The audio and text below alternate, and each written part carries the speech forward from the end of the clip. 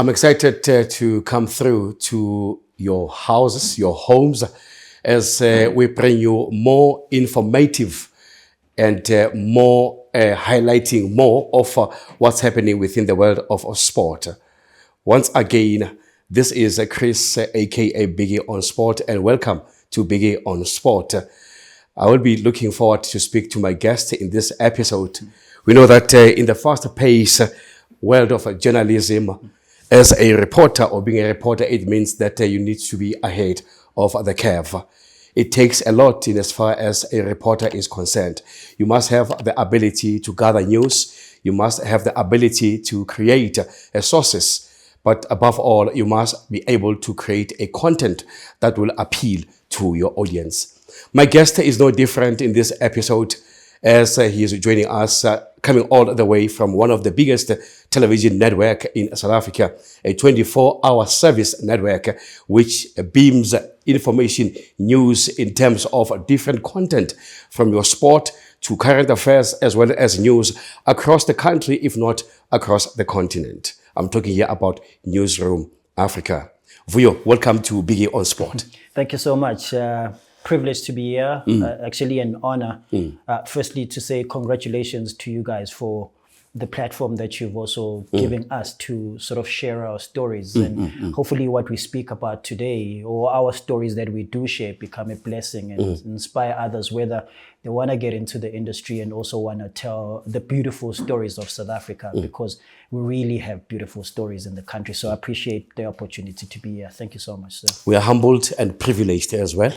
And thank you so much to you too for honoring the invite to come here, because long time coming, eh? Yes, my man. This is actually on the premise of the fact that we say what other platforms will never say. We give actually a platform to people whom we call unsung heroes, people who are doing great work behind closed doors, behind the scenes, people who are making sure that they put others on the pedestal and highlighting the potential and the talent of those people. Yes, sir. Who is Vuyo? Vuyo is a storyteller. Okay. Grew up in a small township called Eskawini in KZN. Wow. But of course, my initial family coming from Eastern Cape, Matatiela, but then I was born in KZN. Okay. I'm a storyteller, a lover of telling other people's stories who are doing amazing things on the field of sports. I grew up loving radio. My first love is radio. Wow. And actually my first love is not even muchly sports, it was music.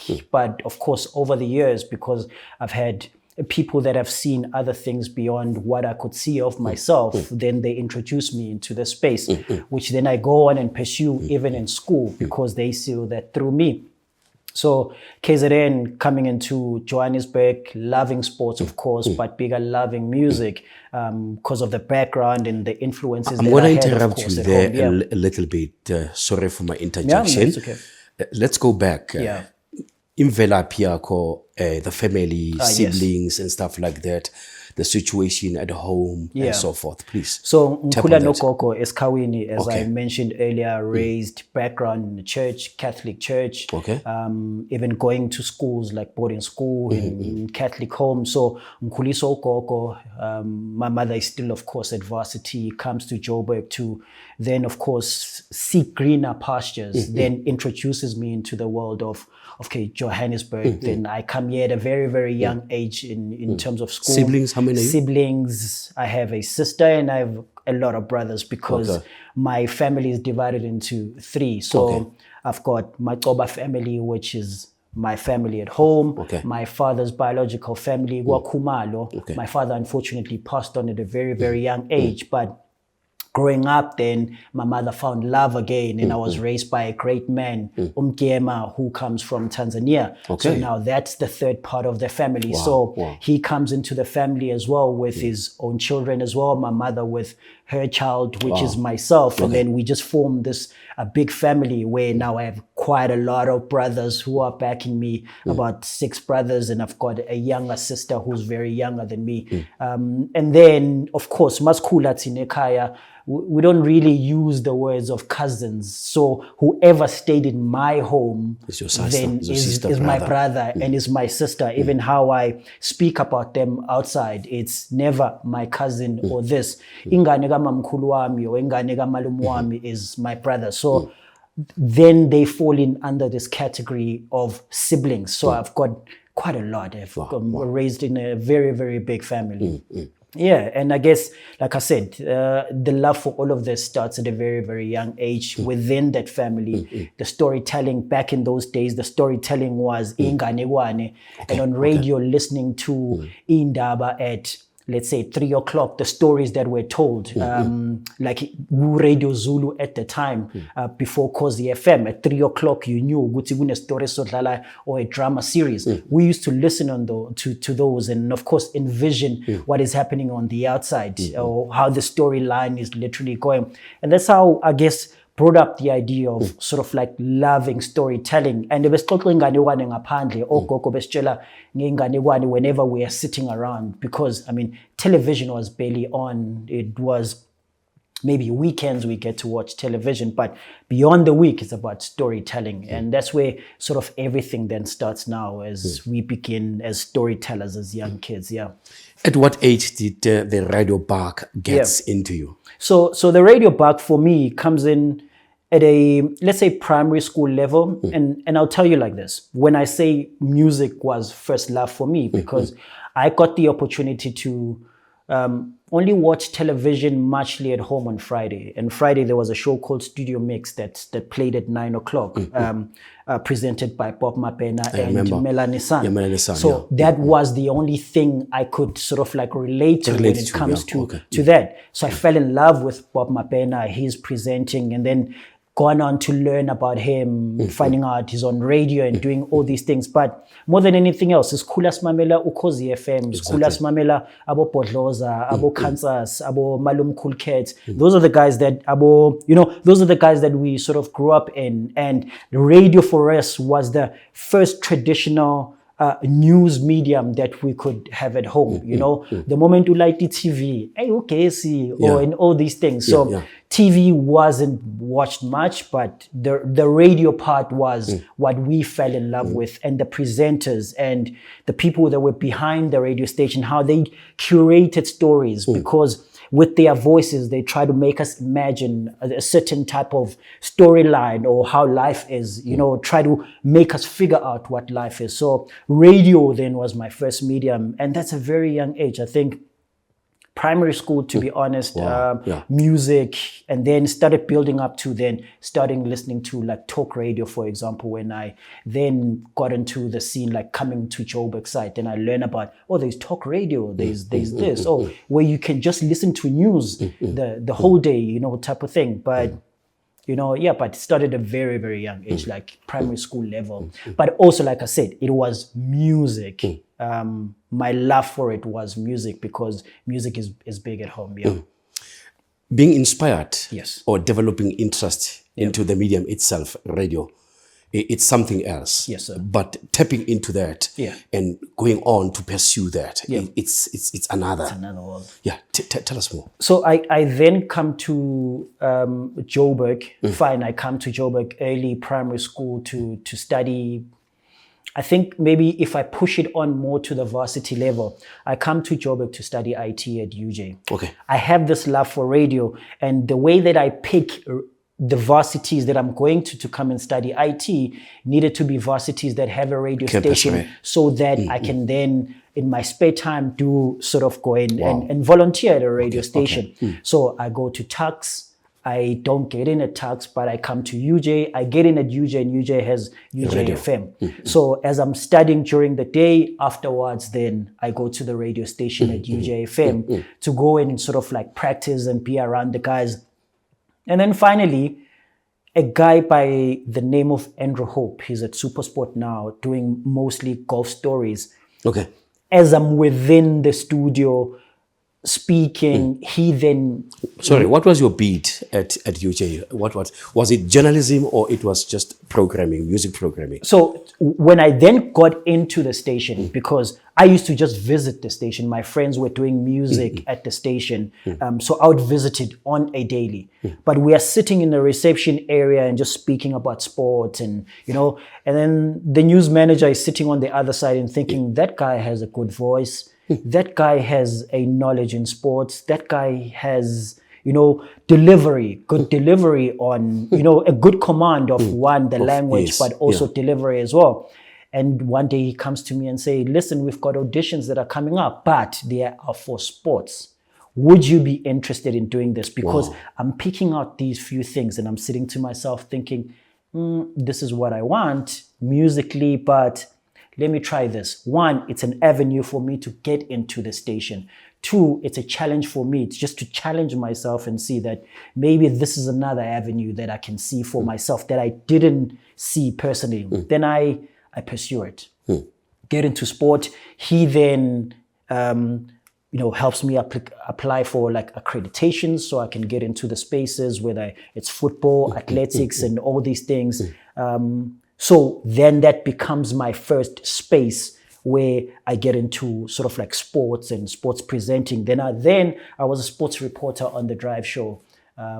Just delivering sports. And then I moved to the breakfast show as well. But at that time, I'm doing it not professionally. I'm doing it. Remember, it's still that back end outside of class type of situation.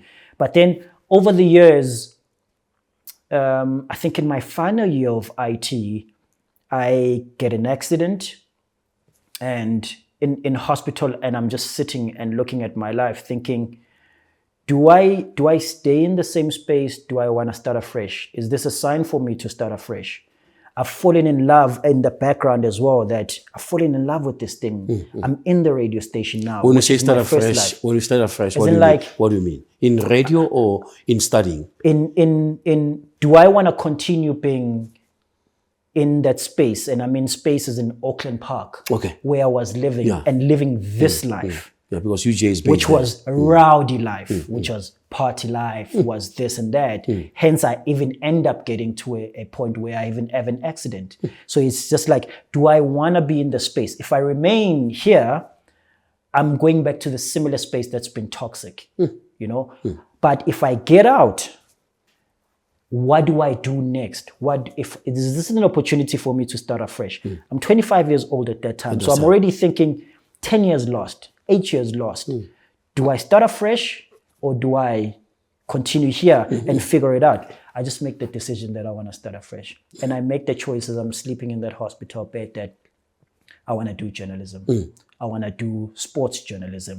My parents come in one day and I asked them and I said, listen, I want to start afresh. Would you guys be able to fund me to go and do a diploma at this? I've also found it. I've even Googled and found a space. This is where I want to go. Rosebank College, which is cheaper because I had to find sort of like a cheaper school. Cheaper. Would you be able to guys afford me for 3 months when I get out of here? Because I'm losing everything, even in my flat where I'm staying and accommodation and stuff. Would you guys please be able to accommodate me just for 3 years? Beyond that, I'll figure myself out. And I guess then that support come in to say, cool, just come in for us, 3 years, figure your life out.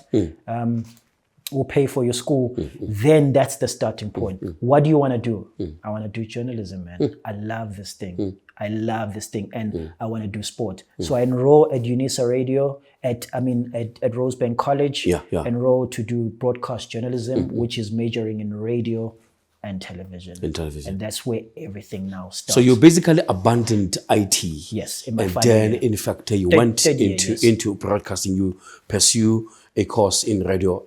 In broadcast, in journalism. Then I major in media studies and broadcast. And then broadcast is radio and television.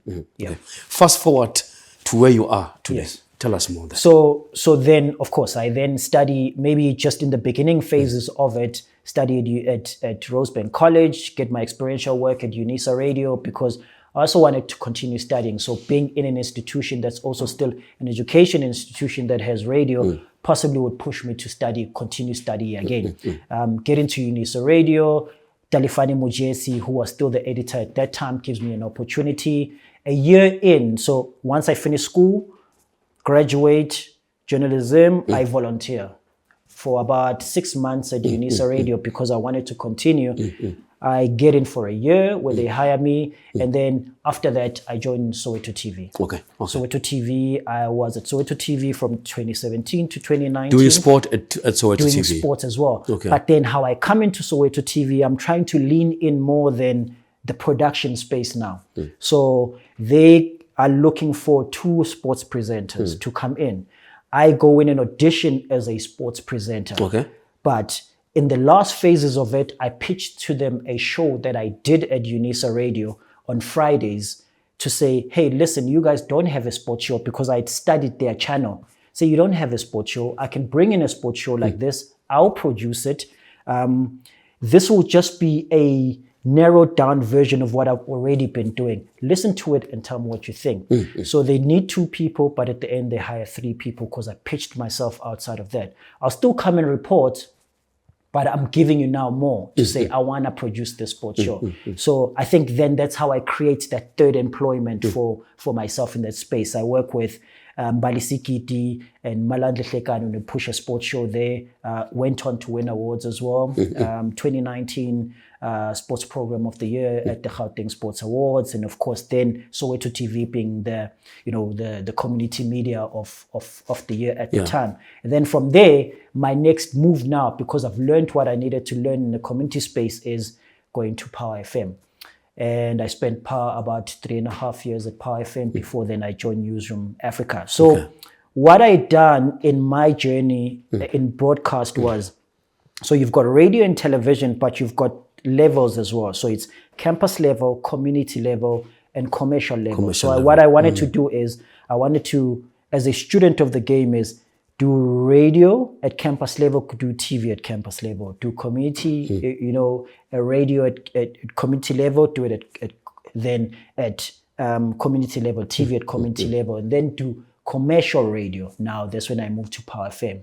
And then after that, how do I do commercial TV? So it's all been a curated way of saying, how do I learn all these levels within radio and television, so that one day when you bring a story to me, I can quickly think, this is a community piece, this is a campus piece, I'm writing an international piece. That way I've got all that knowledge. So now I'm ticking that last box of a commercial TV space, and then beyond this we'll see where doors It sounds very easy as you unpack it, but for the benefit of a young person who's sitting out there saying that kodwa ngistudise journalism, but angitholi opportunity. You spoke about different media companies that you have worked for.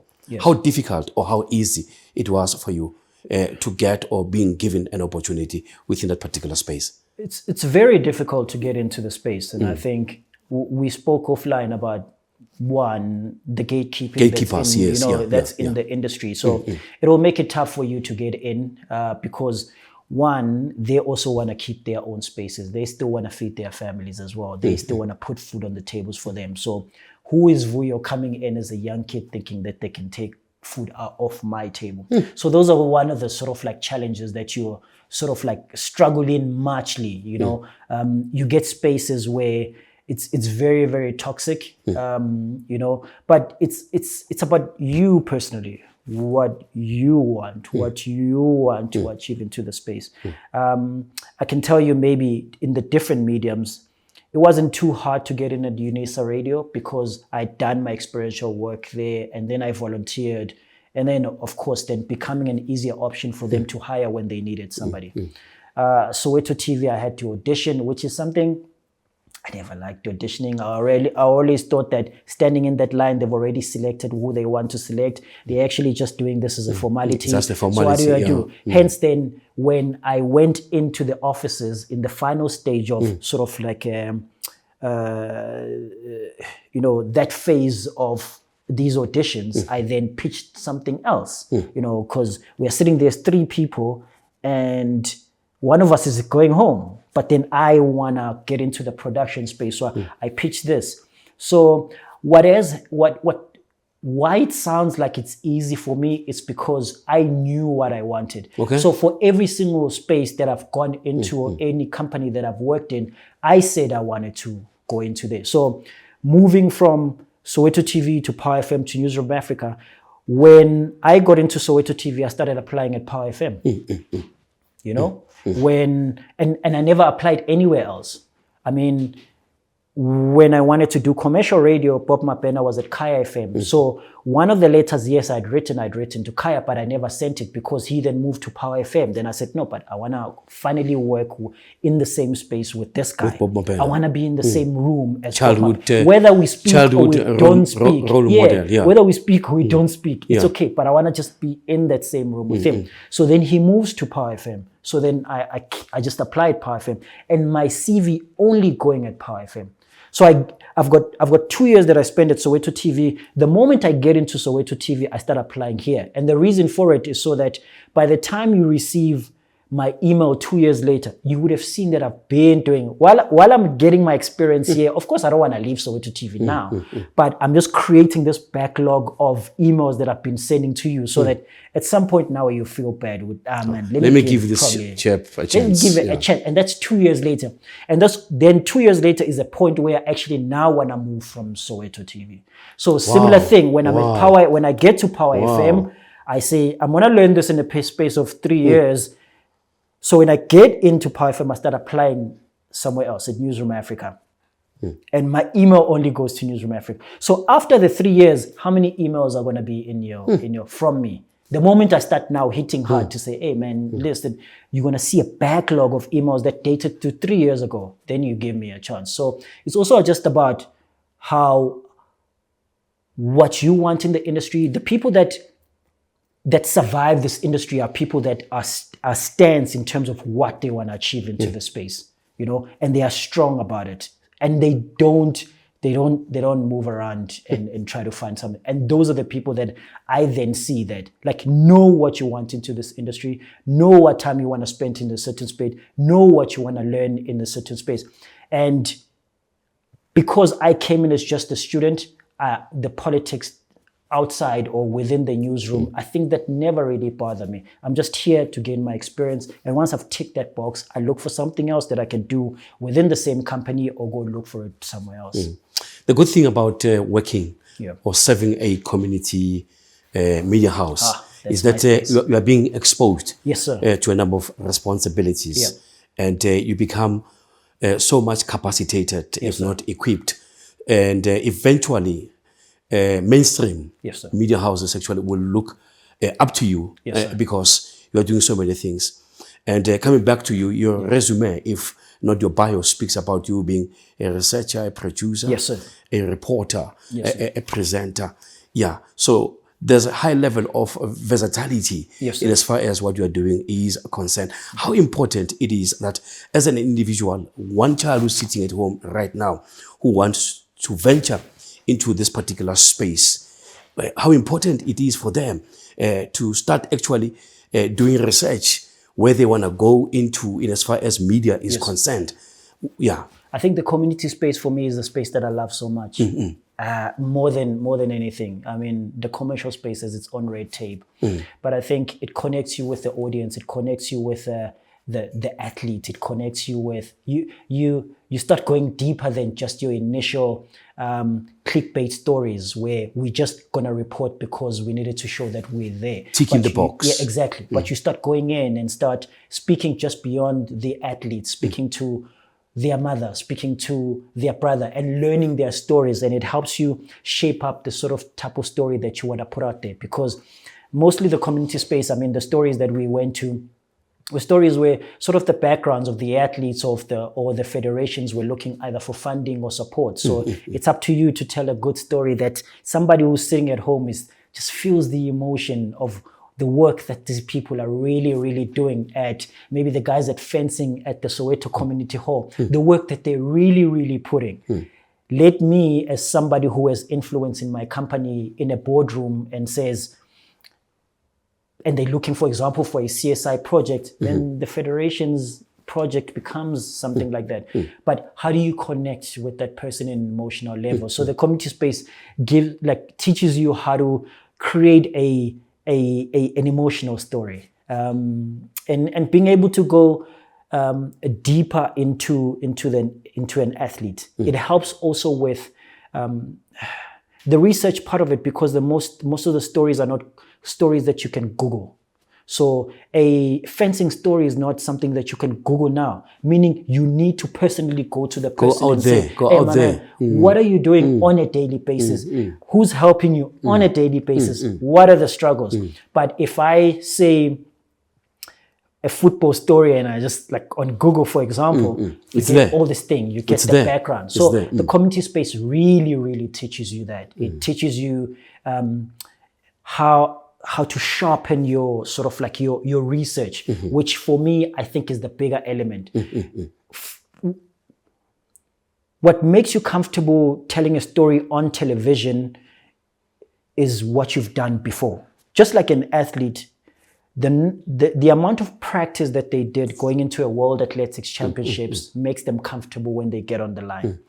Also me, when I get on television, the much research that I've done before makes it easier for me, because the audience can see if you've done your research or you haven't done your research. It's easy. They can tell.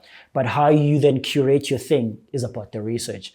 I invest much of my time on research. I invest much of my time on research. If I'm going on a story the next day, for me, what's going to make me comfortable to stand in front of the camera and speak is the amount of research. And I spend a night, if I need to be able to tell that. So for me, that's key. And the community space allows you to do that. So I would employ that. I mean, yes, if you do get an opportunity as you get into the industry and you get into a commercial space, but I think if you've got an opportunity to a radio station, or maybe you want to do it on the side, or maybe even get the opportunity to start there, then do it. It just shapes you how you sort of look at the type of stories that you are building. But also, like in that sense, to say it makes you do research, because these are not the things that you find on a random internet space. So it has sharpened me, and I'm here because of the amount of research that I do beyond what I put out. The output is just a reference of how much I put into a story. So if you were sitting at home and saying, oh, I love that story, the reference it's just a reference of what I put in on sort of like the other side. Let's talk about the transition from Power FM, yes, sir, which is it's radio, yes, sir, into the television space where you are right now, yes, Newsroom Africa. How did that come about? How easy, how difficult it was? I created ease for myself in a sense that, like I said, when I got into Power, I started applying out. So by the time 3 years passes, you already got a backlog of my emails that up, and you're thinking one day, let me just give this guy a chance once. And but I think during that time when I was trying to transition, what made it harder was during the COVID period. The COVID period was tough in a sense that no company was hiring. So I spent much more time at Power FM than I would have wanted, because I'd given myself just 2 years limit to learn what I needed to learn, then move into the space. But nature is something that we can't question, and you just take it with stride at the time. And even at that last year, even though I might have thought that there's nothing I'm going to learn, when I look back at my time at Power FM, actually that final year was where I got challenged a lot, because more than anything, I didn't want to be in the space, but I needed to participate. So it built my character in terms of whenever I get into a newsroom, I know the battles to fight. I know every time the battles that come up in our newsroom is, I always reference to, but I've gone through this. So I never get into that. Wow. So it was crucial for my personal character, not my career. Maybe a little bit of my career, but for my personal character in how I stand and look at sort of the newsroom and type of thing, and type of the things that I respond to, even in the industry.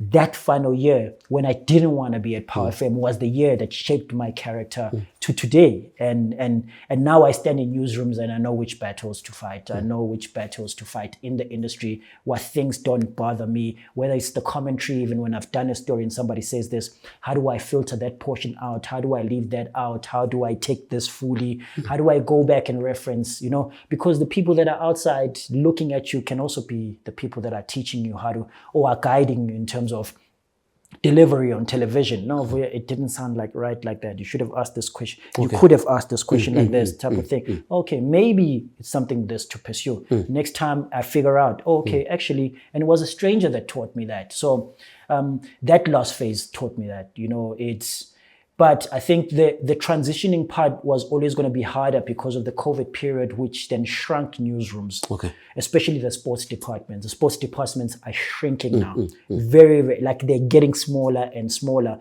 Even sports content in an hour and a 24-hour news channel is becoming smaller and smaller and smaller. I think the only thing that saves us is probably ICASA, because at some point we need to have stories. You need to have a certain number of hours that a certain station gives out in sports. So we are left with that.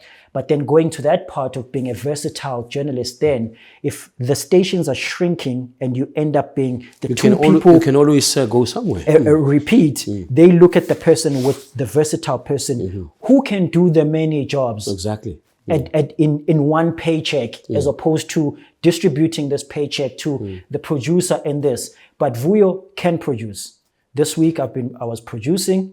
Next week I'm wearing a suit anchoring. But if you immediately say, Vuyo, take out that suit, there's a baby Proteas team that's coming back with a bronze medal tomorrow because of this. I can take that off, put a newsroom golf t-shirt and meet them there. And then we need Vuyo to sub an article. Is he able to sub? So then becoming a student of the game, when I get into a newsroom, I think, okay, these are the departments. Let me learn this quickly. 6 months. Let me learn this quickly. 6 months. Let me learn this quickly. 6 months. I've been in Newsroom Africa. I'm now in November, I'll be finishing 3 years. So the departments that I've moved into in terms of learning, and some of them, even at work, they don't know that I sit in an audiovisual department sometimes on my day off just to go and see which buttons they click. When I'm outside and I'm reporting live, somebody speaks in my ear. Let me go into that room with the many screens and see what is this person clicking so that I can be able to speak on the other side, so that I can understand them. One point they are shouting at me, and I get angry on the other side. Yeah, but you can't tell me. I'm the one that's on the field. Then why did you send me here on the field to tell me when you won? So for me to be able to understand the position that they are in, I need to know the voices that go inside that room, because even they get voices from the top that say, go to Vuyo now. And I'm thinking, but this was not in the plan. So being in those spaces, knowing the buttons that I've clicked makes me understand that this next person who's on the other side, what, the position that are in, because all these positions in our media houses are sort of interconnected. I can sound good on television because Chris clicked the button on the other side, and Usman Bani was able to do the composure on the camera on this side, and Usman Bani was able to do the audio type of thing. So my studentism in the industry is understanding those interconnecting parts that make me then at the end look good as the final part. You make it sound easy again, Vuyo. I'm going to ask this question on behalf of a young kid. What do you do? Moving from Power, we submit a demo. What do you do? How do you approach Newsroom Africa? Such a big television network, a company. What do you do? You submit a demo, you make calls. What do you do? Okay, so the practical parts. So, of course, a position opens up. I submit a demo, but then because they're a TV station, they need something visual demo or audio demo? So I submit an audio demo first. And then I reference also the work that I did at Soweto TV as part of it. I see. But then they want something latest. They don't want something that you did like a 2-3 years ago. They want something latest. So what do? I take my phone, buy a tripod at the store. put it on a tripod, sit on this side, find these things on Take-A-Lot, the lapel mics. How can I buy a lapel mic? Lapel or find mics, some, type of thing. Put on a lapel mic, go on YouTube, figure out how do I connect my lapel mic to my phone. Wow. Then it doesn't have to be an iPhone, doesn't have to be a perfect thing. Any I think device. What they look at is your command on screen and you sounding like you really know what you are talking about and being confident with the story that you are giving out. So I sit at home, white background, one of the walls at home, then I press record. I sit aside and I present. Good morning, welcome to this edition of Sports. My name is so-and-so. In sports, we're starting with football news. This and this and this happened. So I've curated sort of like stories. Also to help to show that. So I think at home I had my phone. I think I had my mother's phone that I had borrowed. And in my mother's phone, I had downloaded a teleprompter. And in television that we use a teleprompter. So I downloaded a teleprompter on the phone so while I have this phone on the tripod, I bought another tripod, which is going to be higher and has a teleprompter. So I can read a teleprompter, see how I look when I read a teleprompter. Use it on the same level. So it moves at a certain level. Then I started reading. And then I put that as part of my sort of application. Now, the thing is, the manager is probably not going to respond to you now because there's many stories that are coming into your email. Chris is saying we're also having a tournament at Kasi. So my email is going down. And she ends up probably not reading it at the time. So continuously sending it. That nothing that hurts you from sending the email again. Send it again. Like, just send it this week, 3 weeks later, send it again. I'm still the same guy. To create that thread, type of thing. So that once they get to open it, they've seen that I've been sending it. And I think one of the things that also helped me is just like people that do social media, the influence, they know the perfect time of when to post something because maybe a number of eyes are on. They don't do it randomly. I'll make an example. If I send an email to you, I schedule it on Gmail to send to you at 5 a.m. By the time the manager on Monday, the first thing they've opened an email. Where's my email? At the top. That's the first thing they check. That's the first thing they check. Yeah. So if I'm sending an email at 3 p.m. in the afternoon, by the next day or the Friday afternoon, by the Monday, my email is down there. So I curated those things where on Gmail, there's a thing called schedule send. I scheduled emails to this email to go out on this date because you can schedule it to go out on time, but also on a date. So I would schedule in like a 3-month period. Please send this email. I'm not even there. I'm not clicking again. These emails are just sending on their own on the side. Nothing hurts me from sending again because now I hear, for example, when we have a post at work and somebody says, "Hey, I've applied. Your boss is not responding." Send it again. And unfortunately, that's the the nature of just keep sending again, just keep pestering. And I feel like in the industry or in any space, just keep pestering in a respectable way to say, hey, listen, look at me. And I think more than anything else, what I give stations when I apply is not just, this is the storyline, this is who I am, but I've watched your channel and I think it's missing this. So at Soweto TV, I thought it missed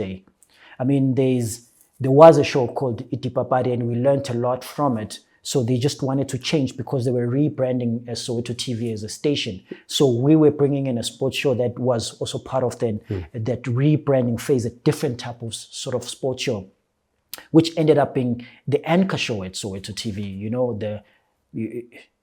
So I give them more. I'll make an example. Newsroom Africa. Yes, football is going to be spoken about, football, cricket, rugby.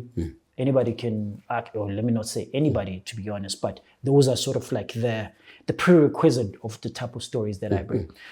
Obviously, depending on your audience as well. Exactly. So my background is the other secondary sporting codes, your athletics, your netball, mostly athletics, and all of this. So let me give you the back end stories. So my stories are not the breaking news stories. My my stories, if I was writing articles in print, there wouldn't be back page stories.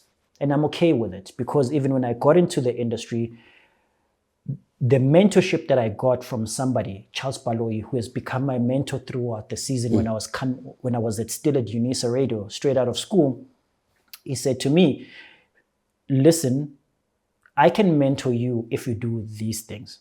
One, make sure that as I'm opening and helping you open this door, you're going to open it for the other youngsters that come in the industry once you get into a good space. Wow. The second part was the type of sporting codes that you're going to focus on must be the ones that give the other federations that don't have voices a voice. So I want you to concentrate on this. Yes, know your football, know your rugby, know your cricket, because it's a prerequisite.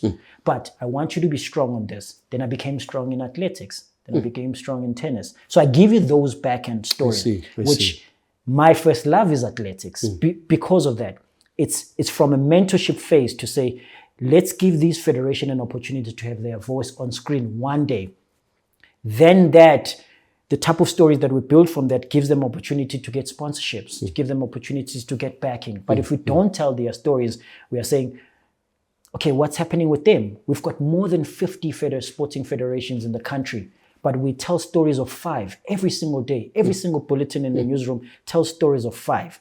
What about the others? What about the other 50?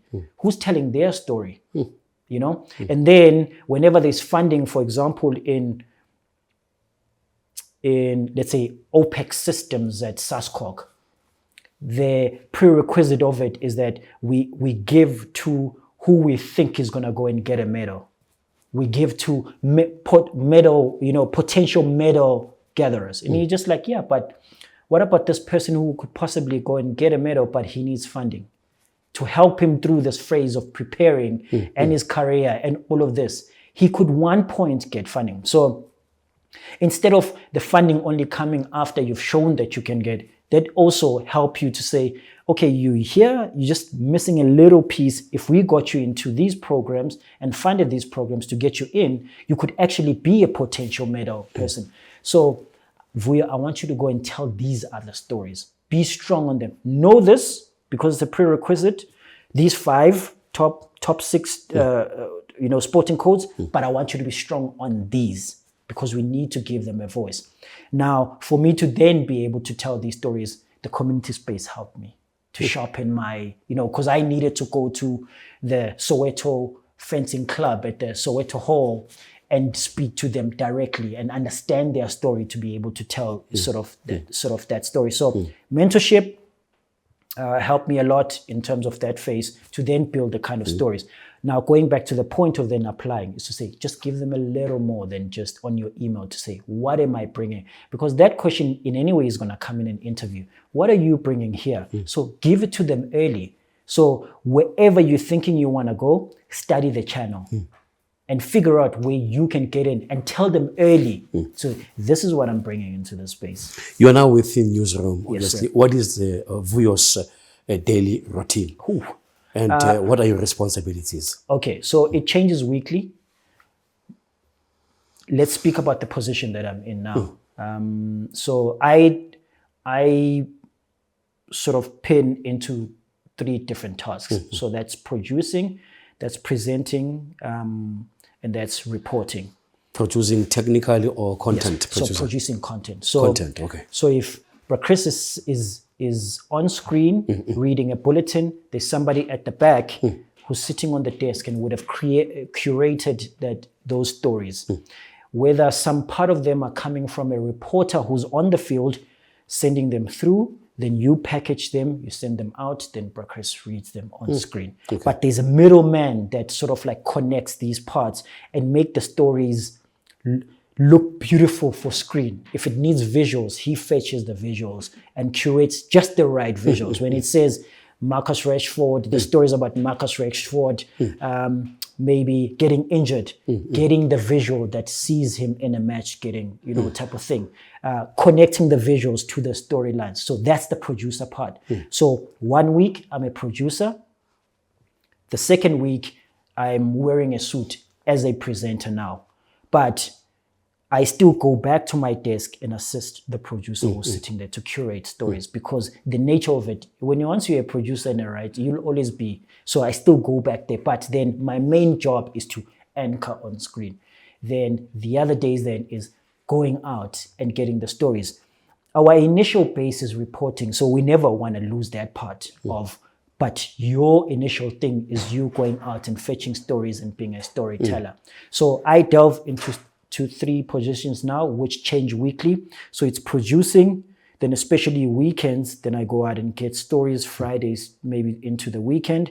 Then the other week is presenting, then Friday going into the weekend, I go out 2 stories. And stories is maybe on Friday going to speaking to athletes and, federations. On weekends, usually we've got live matches. I'm usually maybe at a live match, reporting back from a live match, and that's reporting live on screen. And then, of course, after the match, creating packages that reflect on what happened either in the match or the storyline that came out of the match and sending them into studio. So delving into these 3, producing, presenting, and still reporting. So all 3, and they interchange weekly. Yes. In your entire career, what would you say has been the highlights of your career, including where you are right now? Yeah. Or maybe let's cascade it to newsroom, maybe. Yeah. Within newsroom, since you've been with the newsroom network television station, what would you say has been the highlights, maybe? One of the biggest stories that you carried out and you felt that, on this one, I killed it.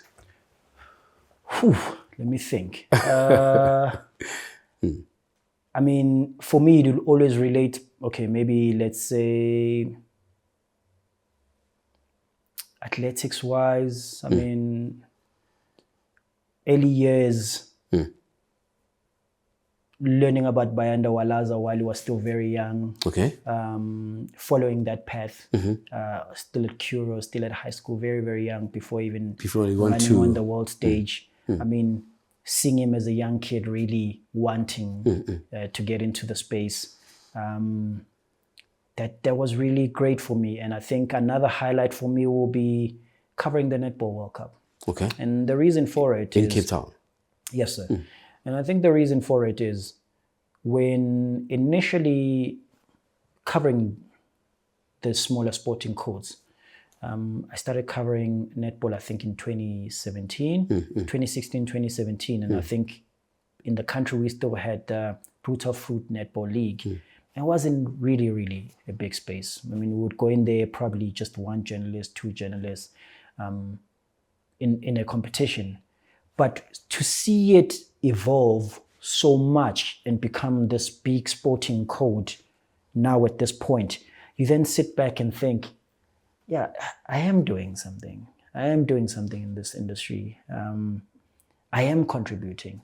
Maybe mine might not be that big, but that little drop when I started covering the sport, there is that impact that I put in. So I think bigger highlight for me will have to be the Netball World Cup. And I mean, it's easy for me probably to say, I went to Germany for football like this, and I did this and this, and I think. But because of my nature of covering the smaller sporting codes, I will lean more on a sporting codes that I know. I was there when it was still very, very small. And even it went to the transition phase, I was part of telling the story, and it grew, and the number of journalists grew, and and it rebranded as a federation. Now we're even going on and hosting World Cups. Now it's even rebranded again now with the new coaches coming in, and Jenny van Dijk, Anele Mdotana, but you've got the baby Proteas who are playing in the Youth Cup now. Currently. You've got those younger coaches as well who have also been in the Protea space. So it's good to watch that transition, and you feel like I was there, not at the beginning, but I was there at a point where I saw them at a very low, and I started going, I started telling the story, and now they are here. I feel like, okay, my career was worth it. Yeah. My career is worth it. Do you think we need more television stations? We need more radio stations, taking into account that the media itself is evolving. Yeah. Technology has taken center stage. In fact, people are doing live streams and so forth on YouTube, on Facebook. We've got podcasts and so forth. I think so, yes, because I think the more the voices, I'm not a person of exclusivity. I'm not a person that goes into a story and says, this one is exclusive for myself. I think the more voices, the more it helps the federations out there. And one day there's some of those guys that are going to think, yeah, but so many of us are in the same space speaking about football. Why don't I lean into this? And once this becomes a trend as well, then they start speaking about these sort of, smaller sporting codes. And the more that they grow, the more that they can get funding as well. So more people coming in, but more people also redirecting the resources to speaking about these other smaller sports, the spaces, because it can't just be football with every sort of podcast that you are watching. Football. You can't. Just this. But what about these ones as well? Sort of to create the potential for them to also grow in the space. So more media houses, yes, open up, which then this space is going to get clustered at some point. And the next person that thinks, or the next 10 people after that, they think, I want to do podcasting. They think, yeah, how can I be different? And the only option is to tell the stories of this so that they can be different than sort of like the rest of the people. So yes, more, really, really more. At some point, it's going to shift to that direction. And I think that's what makes us at Olive Branch Entertainment stand out, because we give ordinary folks actually a platform to showcase their talent as well as their potential. I'm about to let you go now. I wish actually I can interrogate more on your work and stuff like that. Please, in a few seconds, what would you say to a child sitting out there saying that, I've been to Rosebank College, I did media studies, I've been to Boston, I've been to UJ, but I can't get a job. What would you say to them? So there's a quote that I live by. It says, find your purpose in life, put time, passion, and prayer in it, and God will bless the rest. So find your purpose in life, put time, passion, and prayer in it. Mudimo will bless the rest. So I think knowing what you want in the industry will always be key, because you then, people can pick out whether you really want this or not. So I think keep pestering, keep knocking. And I think it's cliche that I'm saying that keep knocking. And I made an example to say my knocking whenever I wanted to go into another space started at 2 years prior from the moment that I really actually want to go into that space. You know, I didn't apply when I was frustrated at my previous job. I applied when I got into my previous one so I can create a thread. So find the purpose also in terms of what you want to do in the industry. Know once then that door opens up, where do you want to go? Where do you want to fit yourself? Where do you want to make an impact? Because it's easy to go in and then find yourself in a toxic space and finding it harder to reach in, because in football, there's so many people that have greater experience and you're finding it harder, and then you get frustrated. And maybe it's not where you were supposed to be. Maybe you were supposed to tell these stories, which is an even more peaceful space. So once you knock on the door, know what you want when you get inside. What I wanted to get inside through my mentor was to tell these other sort of stories. So it broke me out of the rest. You know, yes, I'm going to be chipped in to go tell a football story, a cricket story, but my main part is this. So know what you want, know what's going to be your purpose in the industry, because we have a strong voice and our strong voices have impact, and you gotta protect it. You have to protect the stories that you are telling. You curate them in a way that you're hoping that it will make an impact and it will bring change. So you need to protect somebody's stories. They've given you time to tell you their story. How you go out and package it, it needs to be in that element of being protective. So, and once you know your purpose in the industry, then you'll be able to curate those sort of like type of stories. So knowing your purpose when you get in, because you jump in and then you just find yourself wiggling around and thinking, okay, can I catch this? Can I? And that's not. So you need to already know that when I get into the space, this is what I'm going to cover. This is how I'm going to move. So figure that out first before you knock on a certain door, because also that certain door might not give you that opportunity.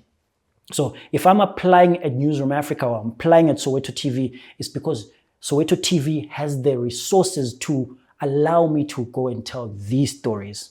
Because uzongena ngaphakathi and the red tape says, but we need you to tell this, and you get frustrated. So picking the media house, and just the top media houses might not be always the best thing to tell your story and be happy in this industry. I can tell you now, there's a lot of things that frustrate me in the industry, but I'm happy because I get to tell these stories, you know? So you'll get in and get frustrated, and you'll be in a big media house, you'll be in a Newsroom Africa, and you'll get frustrated. You'll be in ENCA, you'll be in SABC, and you're thinking, it's the national broadcast, and you'll be frustrated, whereby your purpose was telling these stories and you could have been better if you were in that space. So know your purpose, then it will direct you on the type of door that you need to knock in before you just knock on any other door, because you possibly might not find what you know, you might not live out your purpose when you are inside those spaces. So I'm living out my purpose in telling these stories, and I'm happy that yes, I got the guidance from a mentor,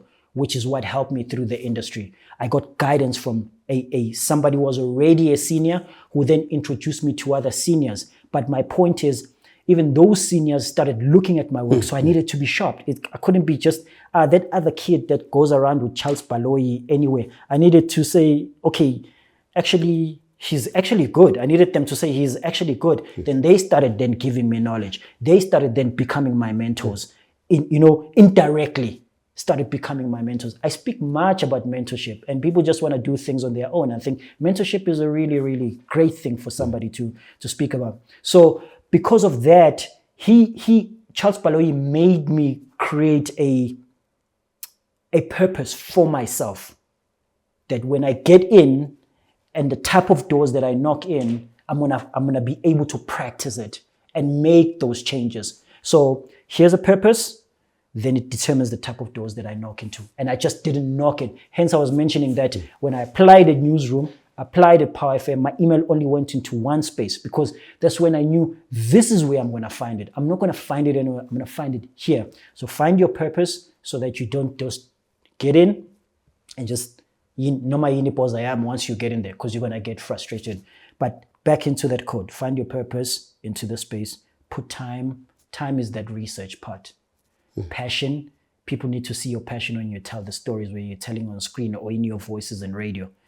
And prayer in it, my man. Like, there just needs to be a platform that you sit back on, that whenever it gets frustrating in the industry, that you can go back to and say, okay, tomorrow might be a better day, but how is it going to be a better day? 1, 2, 3, 4. We all have a fun. It doesn't have to be in my Christian background, because anybody has, but where you just go back into and reflect, am I living out my purpose? And you get the guidance and the voice that says, or continue with it. When is Vuyo on TV? So Vuyo is on TV weekly. I work on the Prime show. Okay. Starts at 5 o'clock. So I come in at 4:45. So I'm a sports presenter there, do sports bulletins from 4:45 to 8 o'clock. Okay. So I'm on Prime Time. That's a show that's curated by Xoli Mugambi. In the business side, it's Dumisang Ndlovu. So I'm in that space. So weekly from 4:30 to 8 o'clock on News at Prime. And your socials? Social at Vuyo_Macoba. On Twitter, because we need to keep it formal, because that's what appears on our name straps on screen. And then at Vuyo BigDreams on Instagram. Vuyo BigDreams comes, of course, from that advert. At one point, I used to be angry every time I get into a room and, Vuyo, and my name is Vuyo. He's a big dream. And I used to hate it. But then at some point, meeting Miles Kupega, the guy that went on and built a Vuyo's restaurant, and learning from his stories through a book, I started to receive it for myself. And the Big Dreams part is what sparked my big dreams. So every day when I walk into the room in our industry, people don't say, "Show Vuyo." It's like, "Hey, Big Dreams, ukrend." And that big dreams, I always feel like it's a voice that then leans on the next person to say, dream big, keep dreaming big, keep dreaming big, keep dreaming. So it's leaving what I hated in the beginning as a word to then building it for myself. So the moment I changed my social media thing to Vuyo Big Dreams, I started dreaming big and hard. And with everything I do, as in my second name, Blessing, just living out a blessing in this world, making sure the next person gets blessed with what I do. So when I live out my purpose, the federation needs to get blessed. The athlete needs to be blessed. And that's living out my second name, then Blessing, of course, then my first name, Vuyo Sabantu. Vuyo Macoba. Thank you so much. Television reporter, Yep. Researcher, producer. Yes, sir. Name them all. Thank you so much for making time. Appreciate it. On our show, episode, Biggie on Sport. Yep. Blessings to you and blessings to the team. Wishing you guys all the best. And I think hopefully our stories, like I said, can be a blessing to others. May this grow more and more and more because you guys have figured out your purpose in this industry. Thank you so much. We are humbled. Well, that's how we come to the end of it for today. Thank you so much for watching. If you are a young boy or a girl out there, I think you can learn so much from this young gentleman. That is Vuyo Macoba. As you heard, he's on Newsroom Africa. Catch him as you heard that he is on the television on weekdays. That's how we come once again to the end of today's episode. Thank you so much to the technical team down at Arise Studios, as well as my executive producer, Kabza the Medium. He says to me, I should call him Kabza the Medium. Yeah, that's how we come to the end of it. And thank you so much to Kuma Tembekile in her absentia for contributing to the show as well. We are thrilled. I think we have been actually supplied with lots and lots of information in as far as the media space, the dynamics within that particular industry actually looks like. And I must say thank you so much. Don't forget to share, like, but above all, please do subscribe to our Olive Branch Entertainment page on different social media pages. Until then, sharp sharp.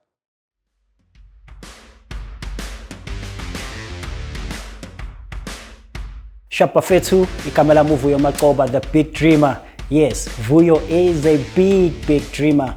Catch my episode on Olive Branch Entertainment. But of course, beyond that, follow, subscribe, and like their social media channels. Good take? Yeah, let's go with that one.